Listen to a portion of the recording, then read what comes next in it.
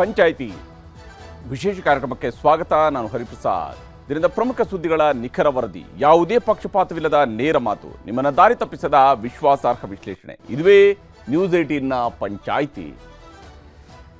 ಮುಖ್ಯಮಂತ್ರಿ ಸಿದ್ದರಾಮಯ್ಯ ಹಾಗೂ ಉಪಮುಖ್ಯಮಂತ್ರಿ ಡಿ.ಕೆ. ಶಿವಕುಮಾರ್ ಇಬ್ಬರೂ ಕೂಡ ದೆಹಲಿಯಲ್ಲಿದ್ದಾರೆ. ದೆಹಲಿಗೆ ಹೋಗಿ ಕೇಂದ್ರದ ನಾಯಕರುಗಳನ್ನು, ಅಂದರೆ ವಿಶೇಷವಾಗಿ ಕೇಂದ್ರ ಸಚಿವರುಗಳನ್ನು ಭೇಟಿಗೆ ಅಂತೇಳಿ ಹೋದರೂ ಎಲ್ಲದರ ಕ್ಲೈಮ್ಯಾಕ್ಸ್ ನಾಳೆ ಇದೆ ಅನ್ನುವಂತಹ ಭಾವನೆ ಕಾಂಗ್ರೆಸ್ ಮನೆಯಲ್ಲೂ ಕೂಡ ಮನೆ ಮಾಡಿದೆ. ಇದುವೇ ಇವತ್ತಿನ ಪಂಚಾಯಿತಿಯ ಮೊದಲ ಸುದ್ದಿ. ದೆಹಲಿಯಲ್ಲಿ ಕುರ್ಚಿ ಸರ್ಕಸ್. ರಾಹುಲ್ ಗಾಂಧಿಯವರನ್ನ ಭೇಟಿಯಾಗಬೇಕು ಅನ್ನುವಂಥದ್ದು ಸಿದ್ದರಾಮಯ್ಯನವರ ಲೆಕ್ಕಾಚಾರ. ಪ್ರಿಯಾಂಕಾ ಗಾಂಧಿಯವರನ್ನ ಭೇಟಿಯಾಗಿ ಅವರಿಗೆ ಶುಭಾಶಯವನ್ನು ಕೋರಿ ಬಂದಿದ್ದಾರೆ ಡಿ.ಕೆ. ಶಿವಕುಮಾರ್. ಸೋನಿಯಾ ಗಾಂಧಿಯವರು ಡಿ.ಕೆ. ಶಿವಕುಮಾರ್ ಅವರಿಗೆ ಮಾತು ಕೊಟ್ಟಿದ್ರಂತೆ. ಈ ಮಾತು 2023ರ ಮೇ 19ನೇ ತಾರೀಕಿನಂದು ಚರ್ಚೆಗೆ ಬಂದಿತ್ತು. ಯಾಕಂದರೆ ಮೇ 20ರಂದು ಮುಖ್ಯಮಂತ್ರಿಯಾಗಿ ಸಿದ್ದರಾಮಯ್ಯನವರು ಪ್ರಮಾಣ ವಚನ ಸ್ವೀಕರಿಸಿದರು. ಅದರ ಹಿಂದಿನ ದಿವಸ ಆದಂತಹ ಅಗ್ರಿಮೆಂಟ್ಗಳ ಬಗ್ಗೆ ಚರ್ಚೆ ಆಗಿರುವಂಥದ್ದು ಸೋನಿಯಾ ಗಾಂಧಿಯವರು ಮಾತು ಕೊಟ್ಟಿದ್ರಂತೆ. 2.5 ವರ್ಷದ ನಂತರ ಅವರು ಮುಖ್ಯಮಂತ್ರಿ ಆಗ್ತಾರಂತೆ. ಈ 2.5 ವರ್ಷ ಅನ್ನುವಂಥದ್ದು ಇದೆಯಲ್ಲ, ಅದು ಅಲ್ಲಿಂದಲೇ ಅದರ ಕೌಂಟ್ ಡೌನ್ ಶುರುವಾಗಿತ್ತು. 2.5 ವರ್ಷ ಅನ್ನುವಂಥದ್ರ ಬಗ್ಗೆ ಎಲ್ಲರೂ ಹೇಳ್ತಾ ಇದ್ರು. ಈಗ 2.5 ವರ್ಷ ಹತ್ತಿರ ಬರ್ತಾ ಇರುವಾಗ ದೆಹಲಿಯ ಪ್ರತಿ ಭೇಟಿಯೂ ಕೂಡ ಸಿದ್ದರಾಮಯ್ಯನವರ ಕುರ್ಚಿಯ ಸುತ್ತಲೇ ಚರ್ಚೆಗೆ ಗ್ರಾಸವಾಗ್ತಾ ಇದೆ. ಇದರ ನಡುವೆ ಸ್ವಾಮೀಜಿಗಳು ಕೂಡ ಸಲಹೆಯನ್ನು ಕೊಡ್ತಾ ಇದ್ದಾರೆ. ನಿಮ್ಮಲ್ಲಿ ಒಡಂಬಡಿಕೆ ಇದ್ದರೆ ಆ ಒಡಂಬಡಿಕೆಯ ಪ್ರಕಾರ ನಡ್ಕೊಳ್ಳುವಂಥದ್ದು ಸೂಕ್ತ ಅನ್ನುವಂಥದ್ದು. ಇನ್ನೊಂದು ಕಡೆ ಸಚಿವರುಗಳು ಹೇಳ್ತಾ ಇದ್ದಾರೆ, ಅಂದರೆ ಯಾರ್ಯಾರಿಗೆ ಯಾವುದು ಪ್ರಿಯನೋ ಆ ಸ್ವರೂಪದಲ್ಲಿದೆ. ಶಾಸಕರು, ಶಿವಕುಮಾರ್ ಅವರ ಪರವಾಗಿರುವಂಥ ಶಾಸಕರು ಹೇಳ್ತಾರೆ, ಇಲ್ಲ ಸ್ವಾಮೀಜಿಯವರು ಒಬ್ಬರು ಹೇಳಿದರೆ ಅದು ಕೋಟಿ ಮಾತಿಗೆ ಸಮಾನ ಅನ್ನುವಂಥ ರೀತಿಯಲ್ಲಿ ಹೇಳ್ತಾ ಇದ್ದಾರೆ. ಮತ್ತೊಂದು ಕಡೆಯಲ್ಲಿ ಸಿದ್ದರಾಮಯ್ಯನವರ ಇರುವಂತಹ ಸಚಿವರುಗಳು ಹೇಳ್ತಿದ್ದಾರೆ, ಸ್ವಾಮೀಜಿಗಳು ಈ ವಿಚಾರದಲ್ಲಿ ಬರುವುದು ಸೂಕ್ತ ಅಲ್ಲ. ಯಾಕಂದರೆ ಇದು ಶಾಸಕರಿಗೆ ಮತ್ತು ರಾಜಕೀಯಕ್ಕೆ ಸಂಬಂಧಪಟ್ಟಂಥದ್ದು, ಶಾಸಕರು ನಿರ್ಧಾರ ಮಾಡಿಕೊಳ್ತಾರೆ, ಹೈಕಮಾಂಡ್ ಇದೆ. ಈ ಮಾತು ಕೂಡ ಬರ್ತಾ ಇದೆ. ಹಾಗಾದರೆ ರಾಜ್ಯದಲ್ಲಿ ನಡೀತಾ ಇರುವಂಥ ಚರ್ಚೆ ಏನು, ಸುರ್ಜೇವಾಲಾ ಅವರು ನಡೆಸ್ತಾ ಇರುವಂಥ ಸಭೆಯ ಕಥೆ ಏನು, ಮತ್ತೊಂದು ಕಡೆ ದೆಹಲಿಯಲ್ಲಿ ಏನು ನಡೀತಾ ಇದೆ, ಅದೆಲ್ಲವನ್ನು ಕೂಡ ಒಂದು ವಿವರವಾದಂತಹ ವರದಿ ಮೂಲಕವಾಗಿ ನಿಮಗೆ ತೋರಿಸ್ತೀನಿ. ದೆಹಲಿಯಲ್ಲಿ ಕುರ್ಚಿ ಸರ್ಕಸ್ ಹೇಗಿದೆ ಅನ್ನೋದ್ರ ಬಗ್ಗೆ. ಇನ್ನು ಇವತ್ತಿನ ಪಂಚಾಯಿತಿಯ 2ನೇ ಸುದ್ದಿ, ಉಗ್ರಜಾಲ. ಈ ಉಗ್ರಜಾಲ ಈಗ ಜೈಲಿನಿಂದಲೇ ಕೆಲಸ ಮಾಡ್ತಾ ಇದೆ ಅಂತೇಳಿ. ಜೈಲಿನಲ್ಲಿ ಇಟ್ಟರೂ ಕೂಡ ಒಬ್ಬ ಉಗ್ರನನ್ನು ಆತ ತನ್ನ ಕೆಲಸವನ್ನು ನಿಲ್ಲಿಸೋದಿಲ್ಲ. ಆತ ಹೀಗಾದರೂ ಮಾಡಿ ತನ್ನ ಸಂಪರ್ಕಕ್ಕೆ ಬರುವಂತಹ ಯಾವುದೇ ವ್ಯಕ್ತಿಯನ್ನು ತನ್ನ ಜಾಲದ ಒಳಗಡೆ ಸೆಳೆದುಕೊಳ್ಳುವಂತಹ ಕೆಲಸವನ್ನು ಮಾಡ್ತಾ ಇದ್ದಾನೆ. ಈಗ ಇಲ್ಲಿ ಈ ಉಗ್ರ ನಜೀರ್ನನ್ನು ಈತ ಅದೇ ಪರಪ್ಪನ ಅಗ್ರಹಾರ ಜೈಲಲ್ಲಿ ಕುಳಿತು ಬ್ರೈನ್ ವಾಶ್ ಮಾಡಿ ಅಲ್ಲಿರುವಂತಹ ಹುಡುಗರನ್ನು, ಅಲ್ಲಿರುವಂತಹ ಕೈದಿಗಳನ್ನು ಕಳಿಸ್ತಾನೆ, ವಿಚಾರಣಾಧೀನ ಕೈದಿಗಳನ್ನು ಕಳಿಸ್ತಾ ಇದ್ದಾನೆ ಅನ್ನೋಂಥದ್ದಕ್ಕೆ ಉದಾಹರಣೆ 2023ರ ಜುಲೈ ತಿಂಗಳಿನಲ್ಲಿ ನಮಗೆ RT ನಗರದಲ್ಲೇ ಸಿಕ್ಕಿತ್ತು. ಅಲ್ಲಿ ಒಂದು ಮನೆಯಲ್ಲಿ ಸಿಕ್ಕಿದ್ದಂತಹ ಹ್ಯಾಂಡ್ ಗ್ರೆನೇಡ್ಗಳು, ಪಿಸ್ತೂಲ್ಗಳು, ಜೀವಂತ ಗುಂಡುಗಳು ಇವೆಲ್ಲವೂ ಕೂಡ ಅದರ ಸಾಕ್ಷಿಯನ್ನು ಹೇಳ್ತಾ ಇದ್ವು, ಜುನಾಯಿದ್ ಜೊತೆಗಿನ ಸಂಪರ್ಕ. ಆದರೆ ನೋಡಿ, ಪೊಲೀಸರು ಒಂದು ಕಡೆಯಲ್ಲಿ ಅರೆಸ್ಟ್ ಮಾಡ್ತಾರೆ, ಮತ್ತೊಂದು ಕಡೆಯಲ್ಲಿ ಜುನಾಯಿದ್ನ ತಾಯಿ ಇದೇ ನಜೀರ್ನ ಜೊತೆಗೆ ಸಂಪರ್ಕವನ್ನು ಮುಂದುವರಿಸ್ತಾ ಇರ್ತಾರೆ. ಆ ನಜೀರ್ನನ್ನು ಭೇಟಿಯಾಗಕ್ಕೆ ಹೋಗುವಂಥ ಡಾಕ್ಟ್ರು, ಆತ ಕೂಡ ಈ ಉಗ್ರಜಾಲಕ್ಕೆ ಸಿಲುಕೊಳ್ತಾನೆ. ಹಾಗಾದರೆ ಏನು ನಡೀತಾ ಇದೆ ನಮ್ಮ ವ್ಯವಸ್ಥೆ ಒಳಗಡೆ ಅನ್ನುವಂತಹ ಪ್ರಶ್ನೆ ಬರುವಂಥದ್ದು.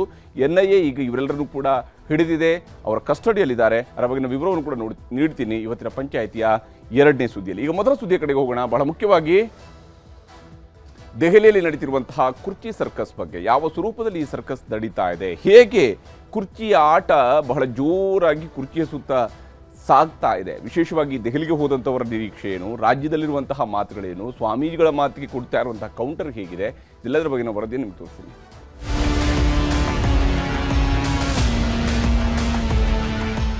ಎಲ್ಲ ಭೇಟಿಯಾಗಿದ್ದು 3 ವಿಚಾರಗಳನ್ನು ಚರ್ಚೆ ಮಾಡಿದವು.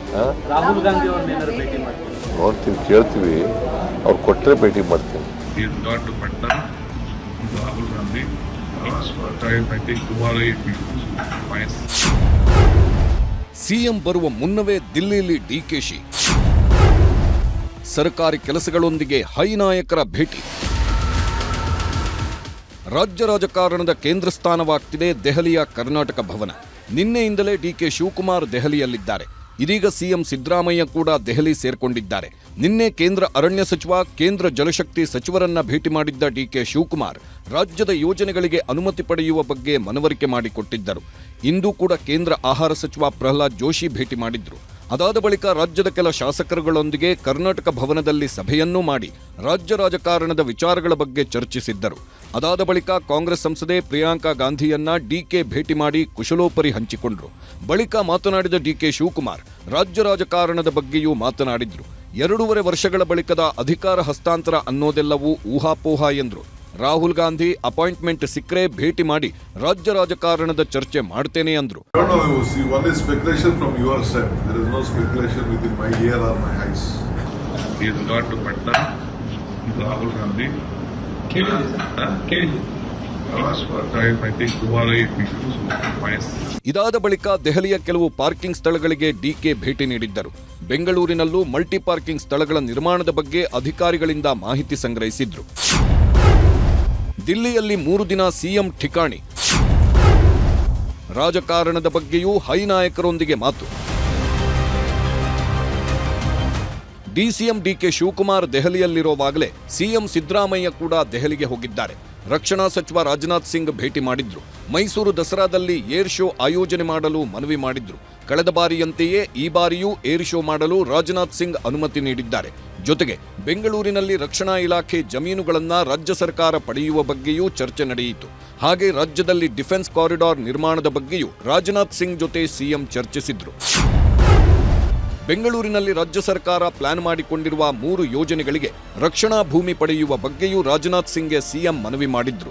ಬೆಂಗಳೂರಿನಲ್ಲಿ ಸುರಂಗ ಮಾರ್ಗ ನಿರ್ಮಾಣ, ಬೆಂಗಳೂರಿನ ಬಳ್ಳಾರಿ ರಸ್ತೆಗೆ ಲಿಂಕ್ ರೋಡ್ ನಿರ್ಮಾಣ ಹಾಗೂ ಬೆಂಗಳೂರಿನಲ್ಲಿ ಫ್ಲೈಓವರ್ ಡಬಲ್ ಡೆಕ್ಕರ್ ರಸ್ತೆ ನಿರ್ಮಾಣಕ್ಕೆ ಅಗತ್ಯವಿರುವ ರಕ್ಷಣಾ ಇಲಾಖೆಯ ಜಮೀನು ಹಸ್ತಾಂತರ ಮಾಡಲು ಮನವಿ ಮಾಡಲಾಗಿದೆ. ಹಾಗೆ ಪ್ರಧಾನಿ ನರೇಂದ್ರ ಮೋದಿ ಭೇಟಿಗೂ ಟೈಮ್ ಕೇಳಿದ್ದು, ಅಪಾಯಿಂಟ್ಮೆಂಟ್ ಸಿಕ್ಕರೆ ನಾಳೆ ಭೇಟಿ ಮಾಡುವ ಸಾಧ್ಯತೆಗಳಿದೆ.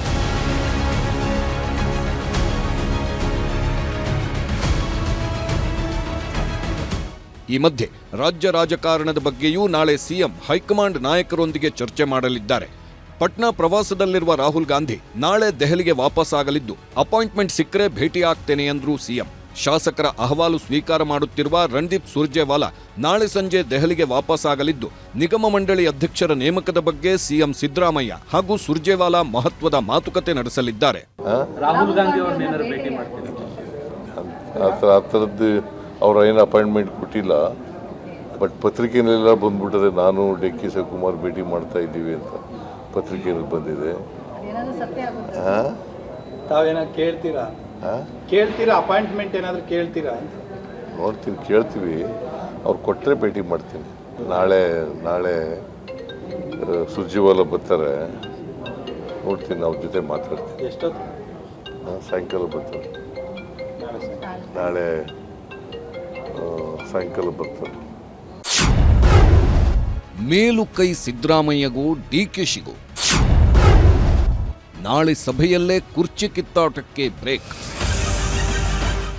ಒಂದು ಕಡೆ ಸೆಪ್ಟೆಂಬರ್ ಕ್ರಾಂತಿ ಹೇಳಿಕೆ, ಇನ್ನೊಂದು ಕಡೆ ಶಾಸಕರಿಂದ ಸುರ್ಜೇವಾಲಾ ಅಭಿಪ್ರಾಯ ಸಂಗ್ರಹ, ಮತ್ತೊಂದು ಕಡೆ ಸಿಎಂ ಡಿಸಿಎಂ ದೆಹಲಿ ಪ್ರವಾಸ. ಸೊ ಈ ಎಲ್ಲ ಬೆಳವಣಿಗೆಗಳು ಇದೀಗ ಕಾಂಗ್ರೆಸ್ ಪಾಳೆಯದಲ್ಲಿ ಬಿಸಿ ಬಿಸಿ ಚರ್ಚೆ ಆಗ್ತಿವೆ. ಇಬ್ಬರು ಘಟಾನುಘಟಿಗಳ ಹೋರಾಟದಲ್ಲಿ ಯಾರ ಕೈ ಮೇಲಾಗುತ್ತೆ ಎಂಬ ಕುತೂಹಲ ಮೂಡಿದೆ. ಈ ಎಲ್ಲ ಕುತೂಹಲಗಳ ನಡುವೆಯೇ ಸುರ್ಜೇವಾಲಾ ಇಂದು ಕೂಡ ಶಾಸಕರ ಅಭಿಪ್ರಾಯ ಸಂಗ್ರಹ ಮಾಡಿದ್ರು. ಸುರ್ಜೇವಾಲಾ ಸಭೆಯ ಹಿಂದಿನ ಅಜೆಂಡಾ ಏನು? ಕೇವಲ ಶಾಸಕರ ಮನವೊಲಿಸುವ ಪ್ರಯತ್ನವೇ ಅಥವಾ ಶಾಸಕರ ಸಮಸ್ಯೆ ಪರಿಹರಿಸುವ ಪ್ರಯತ್ನಕ್ಕೋ ಎಂಬೆಲ್ಲ ಚರ್ಚೆಗಳೂ ಎದ್ದಿವೆ. ಯಾಕಂದ್ರೆ ಕೆಪಿಸಿಸಿ ಕಚೇರಿಯಲ್ಲಿ ಸಭೆ ನಡೆದ್ರೂ ಕೆಪಿಸಿಸಿ ಕಚೇರಿ ಸಿಬ್ಬಂದಿಗೂ ಸಭೆಯ ಕೊಠಡಿಗೆ ಪ್ರವೇಶವಿಲ್ಲ. ಮೀಟಿಂಗ್ ನಡೆಯುವ ಬಾಗಿಲು ಕಾಯುವ ಕೆಲಸಕ್ಕೂ ದೆಹಲಿಯಿಂದಲೇ ಸಿಬ್ಬಂದಿ ಕರೆತಂದಿದ್ದಾರೆ. ಕೆಪಿಸಿಸಿ ಸಿಬ್ಬಂದಿ ಇದ್ದರೆ ಮಾಹಿತಿ ಲೀಕ್ ಆಗಬಹುದೆಂಬ ಅನುಮಾನವಿದೆ. ಅಷ್ಟು ಸೀರಿಯಸ್ ಆಗಿ ಶಾಸಕರ ಜೊತೆ ಸಭೆ ನಡೆಸುತ್ತಿರುವ ಸುರ್ಜೇವಾಲಾ ಲೆಕ್ಕಾಚಾರ ಏನೆಂಬುದೇ ಕುತೂಹಲ. ಡಿಸೆಂಬರ್ನಲ್ಲಿ ಸಂಪುಟ ಪುನರಚನೆ ಮಾಡೋಕೆ ಮುಂದಾಗಿದೆ ಹೈಕಮಾಂಡ್.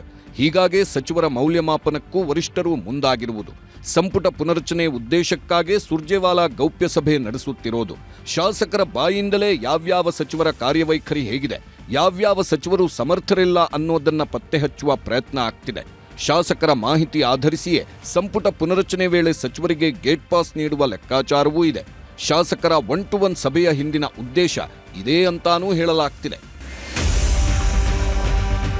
ಸುರ್ಜೇವಾಲಾ ಸಭೆಯ 2ನೇ ವಾರದ 3ನೇ ದಿನವೂ ಶಾಸಕರುಗಳು ತಮ್ಮ ತಮ್ಮ ಅಭಿಪ್ರಾಯ ವ್ಯಕ್ತಪಡಿಸಿದ್ರು. ಭದ್ರಾವತಿ ಶಾಸಕ ಬಿಕೆ ಸಂಗಮೇಶ್ವರ್ ಸಚಿವ ಸ್ಥಾನಕ್ಕೆ ಬೇಡಿಕೆ ಇಟ್ರು. 3 ಬಾರಿ ಶಾಸಕನಾದರೂ ಸಂಪುಟದಲ್ಲಿ ಅವಕಾಶ ಸಿಗಲಿಲ್ಲ. ಆಪರೇಷನ್ ಕಮಲದ ವೇಳೆಯೂ ಭದ್ರವಾಗಿ ನಿಂತಿದ್ದೇನೆ, ನನಗೊಂದು ಅವಕಾಶ ಕೊಡಿ ಎಂದ್ರು. ಅವಿಭಜಿತ ಬಳ್ಳಾರಿ ಜಿಲ್ಲೆಯ ರಾಜಕಾರಣದ ಗೊಂದಲ ಇನ್ನೂ ಈಡೇರಿದಂತೆ ಕಾಣುತ್ತಿಲ್ಲ. ವಿಜಯನಗರ ಶಾಸಕ ಗವಿಯಪ್ಪ ಇಂದು ಕೂಡ ಭೇಟಿಯಾದರು. ಜಿಲ್ಲಾ ಉಸ್ತುವಾರಿ ಸಚಿವ ಜಮೀರ್, ಮಾಜಿ ಸಚಿವ ಬಿ ನಾಗೇಂದ್ರ ವಿರುದ್ಧ ದೂರು ನೀಡಿದ್ದ ಗವಿಯಪ್ಪರಿಂದ ದಾಖಲೆಗಳನ್ನು ಸಂಗ್ರಹಿಸಿದ್ರು. ಗವಿಯಪ್ಪ ಮತ್ತು ನಾಗೇಂದ್ರ ಪದೇ ಪದೇ ಸುರ್ಜೇವಾಲಾ ಭೇಟಿ ಮಾಡುತ್ತಿರುವುದು ಬಳ್ಳಾರಿ ಕಾಂಗ್ರೆಸ್ನಲ್ಲಿ ಎಲ್ಲವೂ ಸರಿಯಿಲ್ಲ ಅನ್ನೋದನ್ನ ಸಾಬೀತು ಮಾಡುತ್ತಿತ್ತು. ಈ ಮಧ್ಯೆ ಸುರ್ಜೇವಾಲಾ ಸಭೆ ಮುಗಿಸಿ ಬಂದವರು ಯಾರೊಬ್ಬರು ಬದಲಾವಣೆ ಊಹಾಪೋಹದ ಬಗ್ಗೆ ಹೊರಗೆ ಬಂದು ಮಾತನಾಡಲಿಲ್ಲ.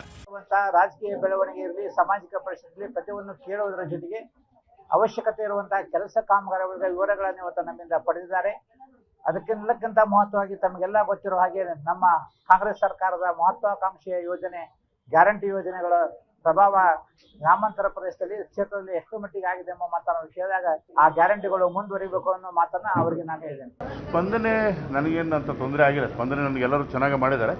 ಆದರೆ ಕೆಲವು ಅನುದಾನಗಳು ಕೊರತೆ ಇರೋದ್ರಿಂದ ಅದ್ರ ಬಗ್ಗೆ ಮಾತಾಡೋದಕ್ಕೆ ನನಗೆ ಮಂತ್ರಿಗಳ ಸ್ಪಂದನೆ ಚೆನ್ನಾಗಿದೆ.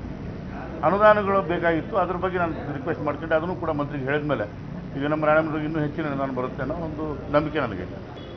50,000 ಕೋಟಿ ನಾವು ಗ್ಯಾರಂಟಿ ಹೋದರೂ ಇನ್ನೂ 50,000 ಕೋಟಿ ಹಿಂದಿನ ಸರ್ಕಾರಕ್ಕಿಂತ ಅಭಿವೃದ್ಧಿಗೆ ಹೆಚ್ಚಿನ ಹಣ ಇರೋದ್ರಿಂದ ನನಗೇನಂತ ಅದ್ರ ಬಗ್ಗೆ ಚರ್ಚೆ ಮಾಡಲಿಲ್ಲ. ರಂಭಾಪುರಿ ಶ್ರೀಗಳ ಮಾತಿಗೆ ಕೈ ನಾಯಕರು ಗರಂ. ಹೈಕಮಾಂಡ್ನಿಂದಲೇ ತೀರ್ಮಾನ ಎಂದು ತಿರುಗೇಟು. ಮೊನ್ನೆ ಕನಕಪುರದಲ್ಲಿ ರಂಭಾಪುರಿ ಶ್ರೀಗಳು ಮಾತನಾಡಿ ಡಿಕೆ ಶಿವಕುಮಾರ್ ರಾಜ್ಯದ ಮುಖ್ಯಮಂತ್ರಿ ಆಗಬೇಕು, ಅದಕ್ಕೊಂದು ಅವಕಾಶ ಕೊಡಬೇಕು ಅಂದಿದ್ರು. ಅದಕ್ಕೆ ಕೈ ನಾಯಕರು ಒಬ್ಬೊಬ್ಬರಾಗೆ ಟಾಂಗ್ ಕೊಡುತ್ತಿದ್ದಾರೆ. ಪಕ್ಷದಲ್ಲಿ ಎಲ್ಲಾ ತೀರ್ಮಾನಗಳು ಆಗೋದು ಹೈಕಮಾಂಡ್ನಿಂದಲೇ ಹೊರತು ಒಬ್ಬಿಬ್ಬರಿಂದಲ್ಲ ಎಂದು ಶ್ರೀಗಳಿಗೆ ತಿರುಗೇಟು ಕೊಟ್ಟರು.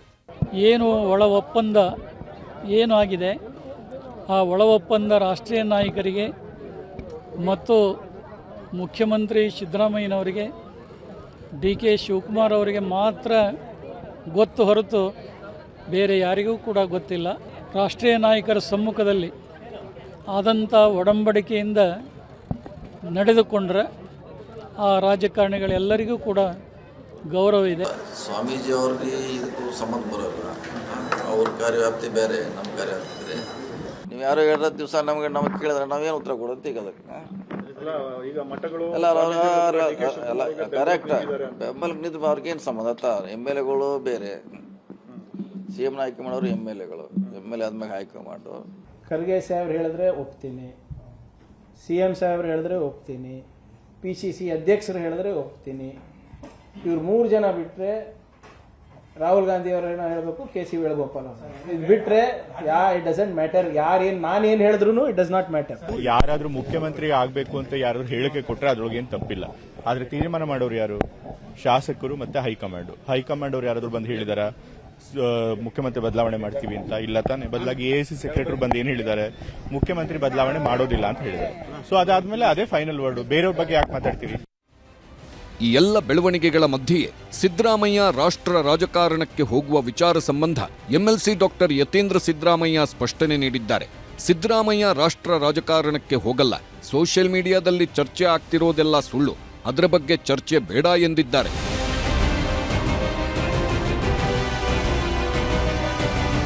Bureau report, news 18. ಇದರ ನಡುವೆ ದೆಹಲಿಯಲ್ಲಿ ನಡೀತಾ ಇರುವಂತಹ ಬೆಳವಣಿಗೆಗಳಲ್ಲಿ ನಾಳೆ ರಾಹುಲ್ ಗಾಂಧಿ ಅವ್ರನ್ನ ಭೇಟಿ ಆಗ್ತಾರಾ ಇಲ್ವಾ ಅನ್ನುವಂಥ ಕುತೂಹಲ ಇದ್ದೇ ಇದೆ. ರಾಹುಲ್ ಗಾಂಧಿ ಅವರು ನಾಳೆ ಭೇಟಿ ಆದ ತಕ್ಷಣ ಇನ್ನು ನಾಡಿದ್ದೇ ಮುಖ್ಯಮಂತ್ರಿ ಬದಲಾವಣೆ ಆಗಲ್ಲ. ಅವ್ರುಗಳೇ ಹೇಳೋ ಪ್ರಕಾರ ನವೆಂಬರ್ ತನಕ ಇನ್ನೂ ಕೂಡ ಸಮಯ ಇದೆ. ಹಾಗಾಗಿ ನವೆಂಬರ್ವರೆಗೂ ಈ ರೀತಿಯಾದಂಥ ಕುರ್ಚಿಯ ಕಚ್ಚಾಟ, ಕುರ್ಚಿಯ ಆಟಗಳು ಮುಂದುವರಿತಾನೆ ಇರ್ತವೆ. ಆದರೆ ನಿಜಕ್ಕೂ CM ಬದಲಾವಣೆ ಅಥವಾ CM ಮುಂದುವರಿಕೆ, ಇದರಲ್ಲಿ ಎರಡರಲ್ಲಿ ಒಂದು ತೀರ್ಮಾನಕ್ಕೆ ಕಾಂಗ್ರೆಸ್ ಬರುವಂಥದ್ದು ಬಹಳ ಸೂಕ್ತ ಇದೆ. ಇಲ್ಲದೇ ಹೋದರೆ ರಾಜ್ಯದಲ್ಲಿ ಬೇರೆ ಯಾವ ವಿಚಾರಗಳು ಚರ್ಚೆ ಆಗೋದಿಲ್ಲ, ಯಾವ ಸಮಸ್ಯೆಗಳು ಚರ್ಚೆ ಆಗೋದಿಲ್ಲ, ಯಾವ ವಿಷಯಗಳು ಚರ್ಚೆ ಆಗೋದಿಲ್ಲ. ರಾಜಕಾರಣಿಗಳ ಸುತ್ತಲೂ ಇದೇ ಗಿರ್ಕಿ ಹೊಡಿತಾ ಇರುತ್ತೆ. ಇದರಿಂದಾಗಿ ಹೊಡೆತ ಬೀಳುವಂಥದ್ದು ಆಡಳಿತ ಯಂತ್ರಕ್ಕೆ, ರಾಜ್ಯದ ಪ್ರಗತಿಗೆ. ಅದನ್ನು ಕಾಂಗ್ರೆಸ್ನವರು ಮೊದಲಿಗೆ ಅರ್ಥ ಮಾಡ್ಕೊಳ್ಬೇಕಾಗಿದೆ. ಜೈಲಲ್ಲಿಟ್ಟರೂ ಕೂಡ ಅಲ್ಲಿನೇ ಉಗ್ರ ತನ್ನ ಜಾಲವನ್ನು ಬೆಳೆಸೋದಕ್ಕೆ ಪ್ರಯತ್ನಿಸ್ತಾನೆ. ಈ ಉಗ್ರನ ಕಾರಣದಿಂದಾಗಿ ಒಂದಾದ ಮೇಲೊಂದು, ಅದು 2-3 ವರ್ಷಗಳ ಅಂತರದಲ್ಲಿ ಒಂದಾದ ಮೇಲೊಂದು ಬ್ಯಾಚ್ಗಳು ಸಿಗ್ತಾ ಹೋಗ್ತವೆ, ಉಗ್ರರ ತಂಡಗಳು ಸಿಗ್ತಾ ಹೋಗ್ತವೆ. ಈ ಸರ್ತಿ ಸಿಕ್ಕಿರುವಂಥದ್ರಲ್ಲಿ ಒಬ್ಬ ವೈದ್ಯ ಕೂಡ ಇರುವಂಥದ್ದು ವಿಶೇಷ. ಈತನಿಗೆ ಸಹಾಯ ಮಾಡಿರುವಂತಹ ತಂಡದಲ್ಲಿ ಇರುವಂಥದ್ದು.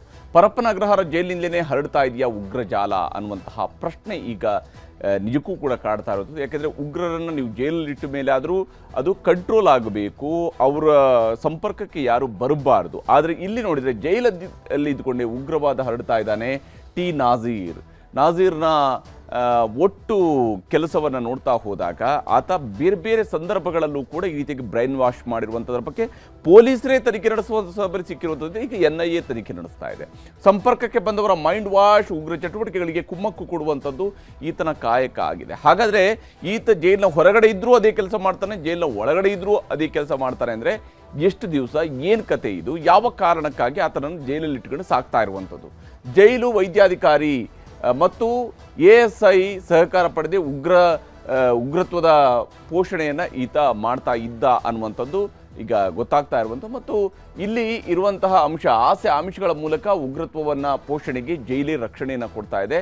ಈತನ ಉಗ್ರ ಚಟುವಟಿಕೆಗಳನ್ನು ಮುಂದುವರಿಸುವಂಥದ್ದಕ್ಕೆ ಬೇಕಾಗಿರುವಂಥ ಜಾಲ ಮುಂದುವರಿಯುತ್ತೆ. ಅದರ ಸಂಪರ್ಕ ಕೊಂಡಿಯಾಗಿ ಬೇರೆ ಬೇರೆಯವರು ಹೆಸರುಗಳು ಬದಲಾಗ್ತಾ ಇದ್ದಾವೆ. ಆದರೆ ಇರುವಂಥದ್ದು ಅದೇ ಉಗ್ರ ಟಿ ನಾಜೀರ್ನ ಸುತ್ತಲೇ ಇವೆಲ್ಲವೂ ಕೂಡ ನಡೀತಾ ಇದೆ.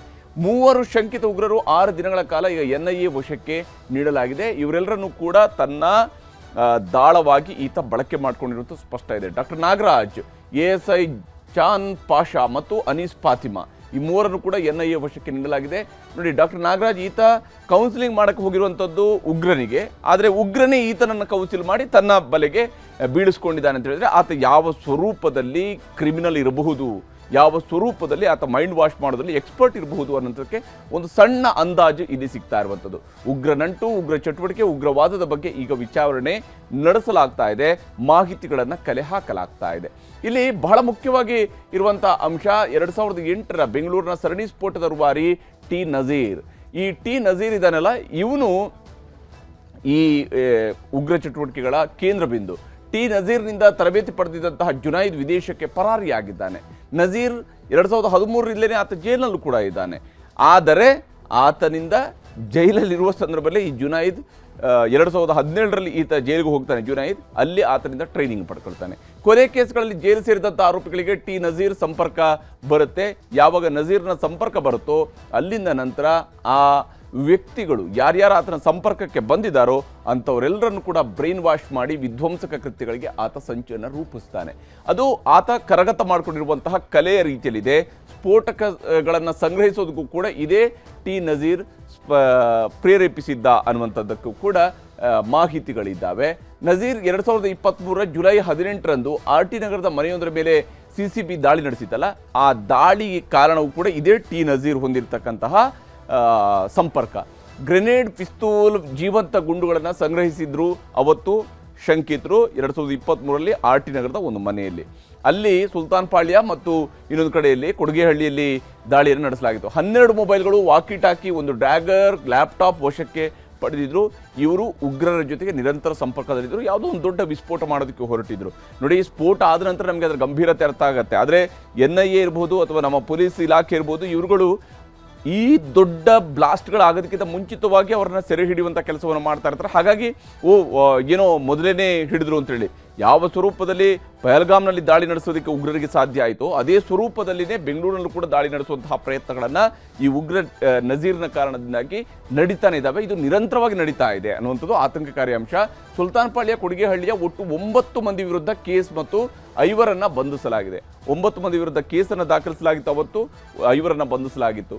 ಪ್ರಕರಣದ ತನಿಖೆ ಕೈಗೊಂಡಿದ್ದಂಥ NIAಯಿಂದ ಈಗ 2023ರಲ್ಲಿ ಕೇಸನ್ನು ರಿಜಿಸ್ಟರ್ ಮಾಡಿಕೊಳ್ಳಲಾಗಿತ್ತು. ಅಂದರೆ ಈ ಪ್ರಕರಣಕ್ಕೆ ಸಂಬಂಧಪಟ್ಟಂತೆಯೇ ಯಾವ ಸುಲ್ತಾನ್ ಪಾಳ್ಯ ಮತ್ತು ಕೊಡಗೇಹಳ್ಳಿಯಲ್ಲಿ ಅರೆಸ್ಟ್ಗಳನ್ನು ಮಾಡಿದ್ರು, ಅದೇ ಕೇಸ್ಗೆ ಸಂಬಂಧಪಟ್ಟಂತೆ NIA ಕೂಡ ತನ್ನ ತನಿಖೆಯನ್ನು ನಡೆಸ್ಕೊಂಡಿತ್ತು. ಟಿ ನಜೀರ್ ಹಾಗೂ 9 ಮಂದಿ ವಿರುದ್ಧ ಚಾರ್ಜ್ ಶೀಟನ್ನು NIA ಕೂಡ ಹಾಕಿತ್ತು. ಅಂದರೆ ಒಂದೊಂದು ಪ್ರಕರಣದ ನಂತರವೂ ಕೂಡ ನಜೀರ್ನ ಮೇಲೆ ಚಾರ್ಜ್ ಶೀಟ್ಗಳು ಜಾಸ್ತಿ ಆಗ್ತಾ ಇದ್ದಾವೆ, ಆದರೆ ಆತನ ಉಗ್ರ ಚಟುವಟಿಕೆ ಮಾತ್ರ ನಿಲ್ತಾ ಇಲ್ಲ.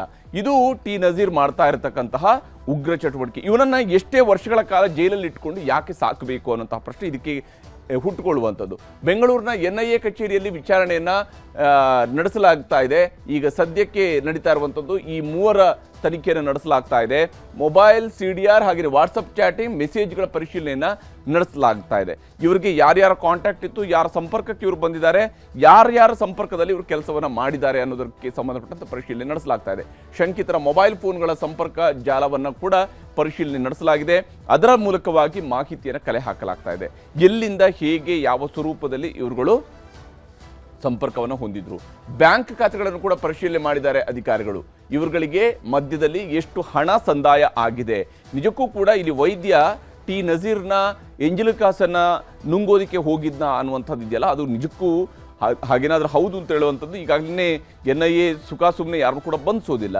ಆತನಿಗೆ ಅಲ್ಲಿ ನಿರಂತರವಾದ ಸಂಪರ್ಕ ಇತ್ತು. ಅಲ್ಲಿ ಯಾವುದೋ ಒಂದು ಸ್ವರೂಪದಲ್ಲಿ ಆತನ ವಶದಲ್ಲಿ ಈತ ಕೂಡ ಕೆಲಸ ಮಾಡಿದ್ದಾನೆ, ಆತನ ಅಂಡರಲ್ಲಿ ಈತ ಕೂಡ ಕೆಲಸ ಮಾಡಿದ್ದಾನೆ.